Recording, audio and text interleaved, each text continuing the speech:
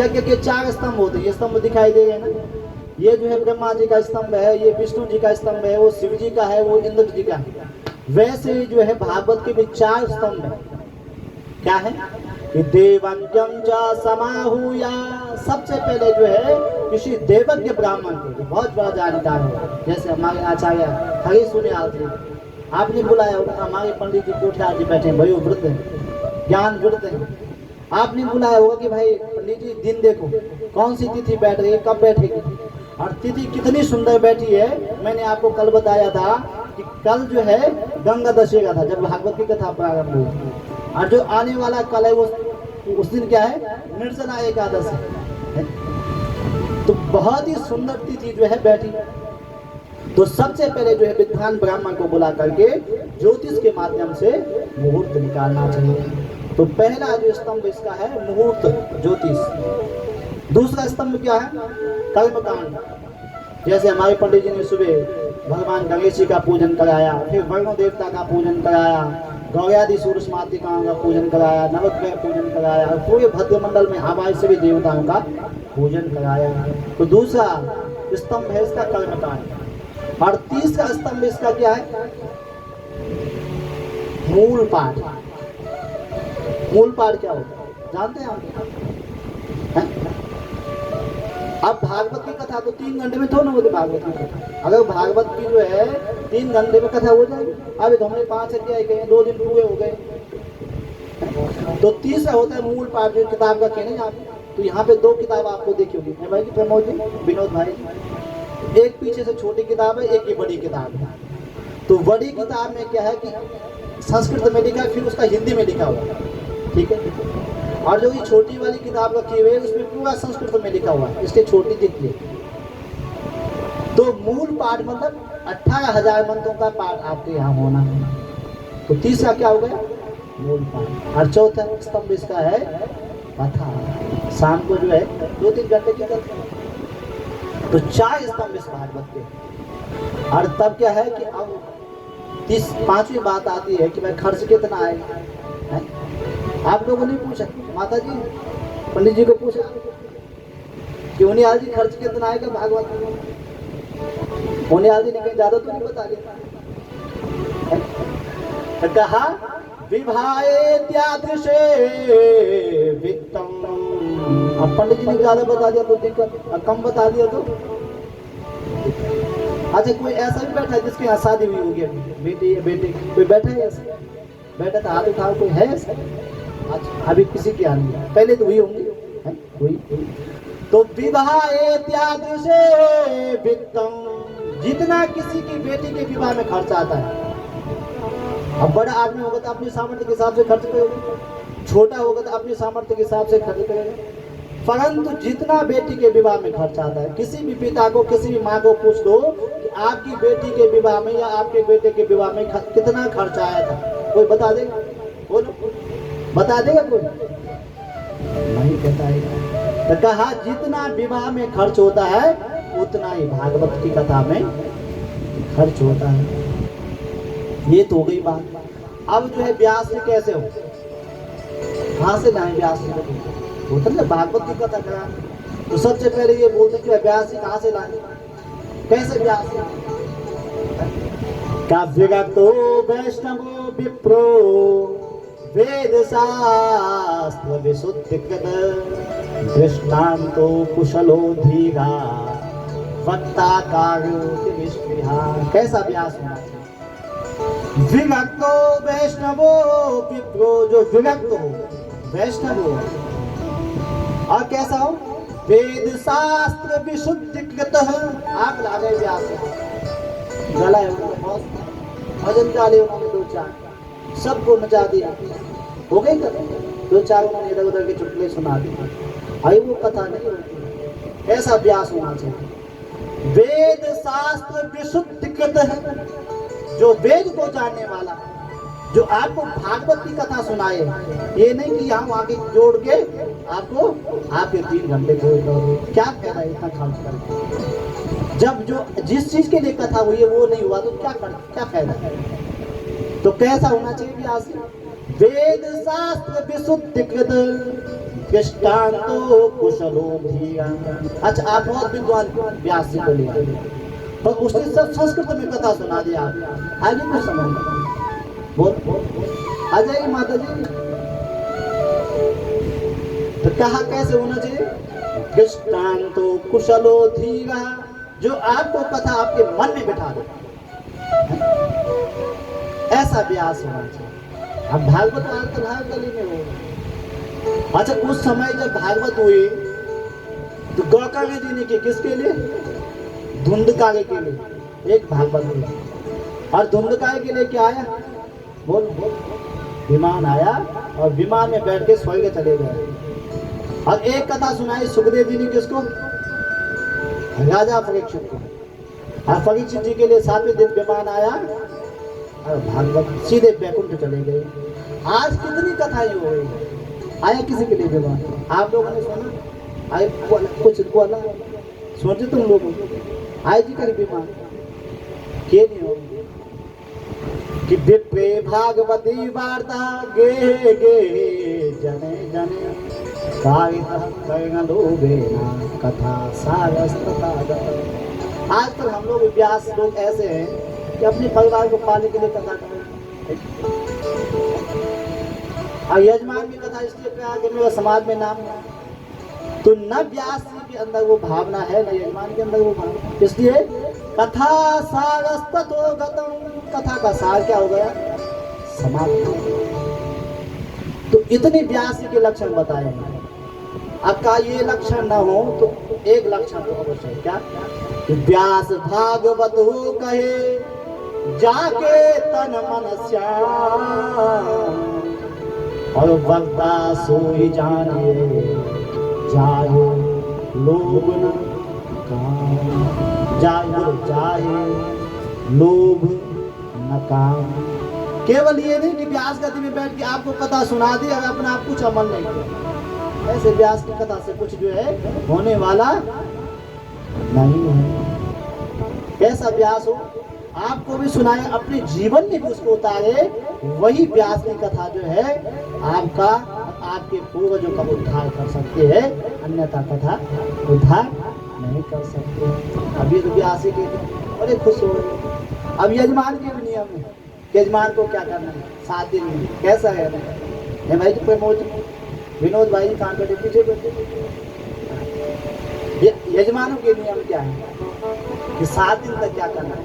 कि घृतपानम पयापानम, 7 दिन तक जो है घी पी करके कथा सुनो। क्या पीना भाई? घी है भाई, सब पी लोगे। 7 दिन तक घी पी के कथा सुन सकते हैं? भाई जी ने कहा यहाँ से घी पी के कथा कौन सुने?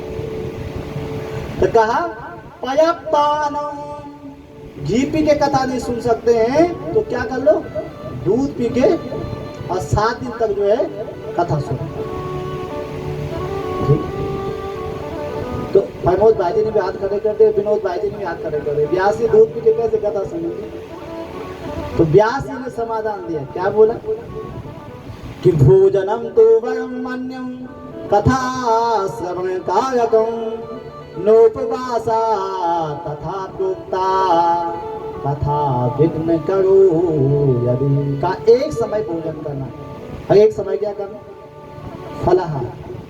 और फलाहार जो है हमारे कोठियार जी बनाने वाले नीचे, एक कोठियार जी ऊपर बैठे नीचे अन्नपूर्णा में, अब बढ़िया बढ़िया फलाहार बनाए उन्होंने, आपने ज्यादा कर दिया और कथा में आए तो सीधे क्या हुआ? बोलो आंखें बंद। ऐसा फलाहार नहीं करना। कितना करना है?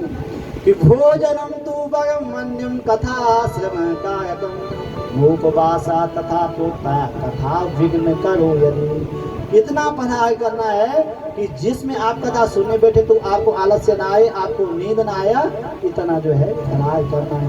ऐसी कथा कहाँ पर हो गई? बोलो। मैं तभी तो बोला था बीच में पूछूंगा भी आप कहाँ पे हो गई? तट आनंद नामकम, एक कथा होगी हरिद्वार में और दूसरी कथा होगी नैमिषारण्य नाम के तीर्थ में। कौन सुना रहा है? सूर्य सोनकार ऋषि को। और तीसरी कथा कहाँ हो गई है? बोलो। सुमन नगर में। किसके यहाँ? रावत परिवार में।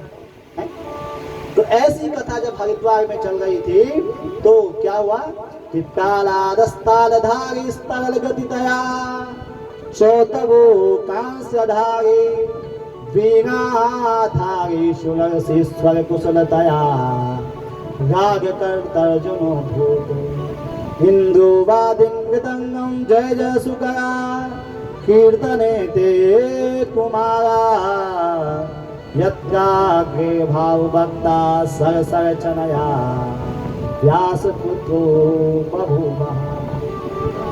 वहां पर कौन पहुंचे? कालादस्तालधारी प्रहलाद जी आए। वो क्या करने लगे? बोलो। तालधारी ताली बजाने लगे। और जब भजन आए, कोई चौपाई आई तो ताली बजाने। कहा क्यों बजाने प्यासी ताली? ताली बजा के क्या होगा? कहा ताली बजाने से क्या होगा कि जो हमारे अंदर के पाप हैं वो सब जो है निकल जाएंगे। राम कथा सुंदर करतारे संशय विहग उड़ावनिहारी। सारे जीवन के संशय पाप जो है निकल जाएंगे। तो लोगों ने व्यास जी को पूछा कहाँ जाएंगे वो पाप निकल के? कहा जो ताली नहीं बजाएगा उसके ऊपर जाके बोलो बैठ जाएंगे। इसलिए जब कथा में भजन आए, चौपाई आए तो ताली अवश्य बजाने है।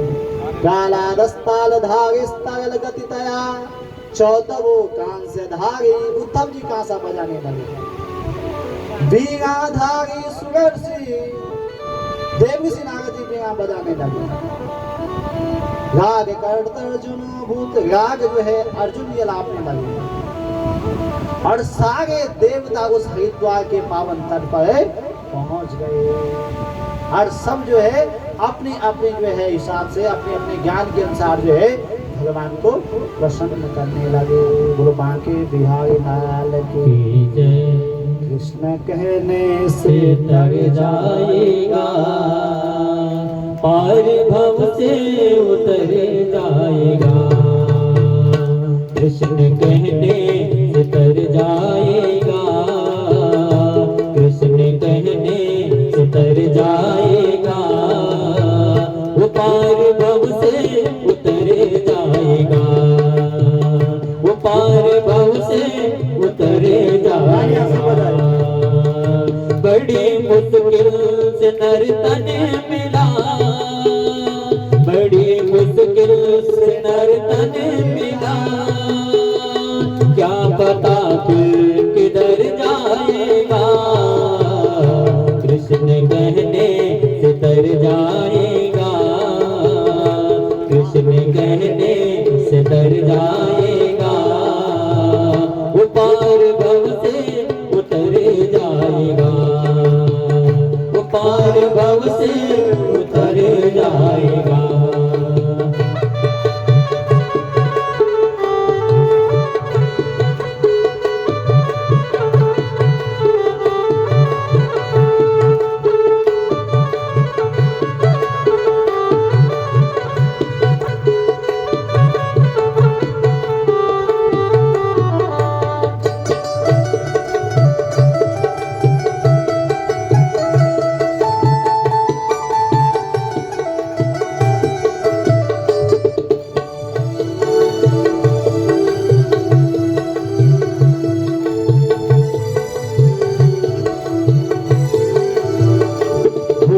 घर घर में चर्चा तेरी होगी, घर घर में चर्चा तेरी। जिस गली से गुजर जाएगा, होगी घर घर में चर्चा तेरी। जिस गली से गुजर जाएगा, कृष्ण कहने से तर जाएगा, कृष्ण कहने से तर जाएगा। पार भव से उतर जाएगा, वो पार भव से उतर जाएगा।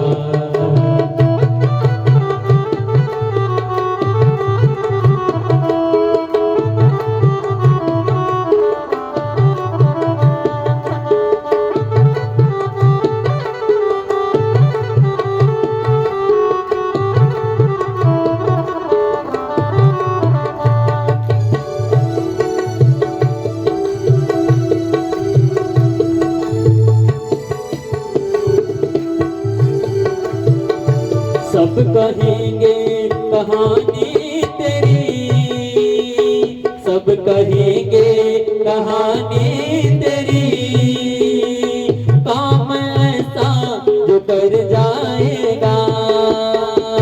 सब कहेंगे कहानी तेरी, काम ऐसा जो कर जाएगा।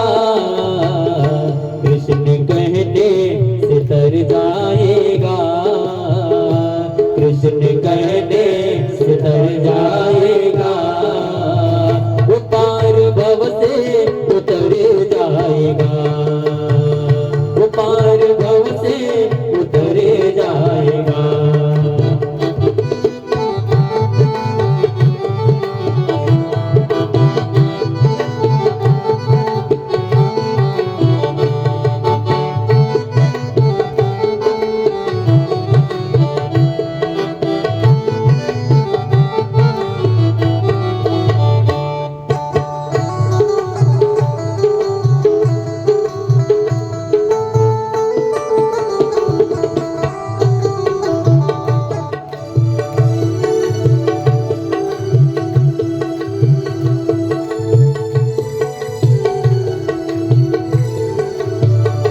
उसके आगे तो झोली फैला, उसके आगे तो झोली फैला, उसके आगे तो झोली फैला, उसके आगे तो झोली फैला। वो दाता झोली को भर जाएगा, उसके आगे तो झोली फैला, वो दाता झोली को भर जाएगा। कृष्ण कहने से तर जाएगा, कृष्ण कहने से तर जाएगा। वो पार भव से उतर जाएगा, वो पार भव से उतर जाएगा। कृष्ण कहने उतर जाएगा, कृष्ण कहने उतर जाएगा। वो पार भव से उतर जाएगा, वो पार भव से उतर जाएगा, वो पार भव से उतर जाएगा, वो पार भव से उतर जाएगा। बोलो बांके बिहारी लाल की जय, भागवत भगवान की की जय, मध्य विशाल भगवान की जय।